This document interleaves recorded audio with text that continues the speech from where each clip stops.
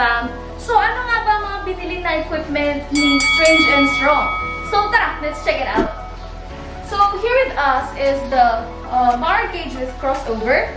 This one naman is our heavy duty bench.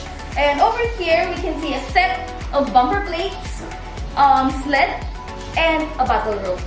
So if you guys want to know more about these equipment, you can head out to like and subscribe to their channel, Strange and Strong. So ayun guys, thank you for watching another episode of Navigator Sports.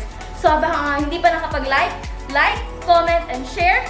And don't forget to subscribe sa mga hindi pa nakaka-subscribe. Also, click the notification bell button para updated kayo sa aming mga pasabog this season 2. Isa,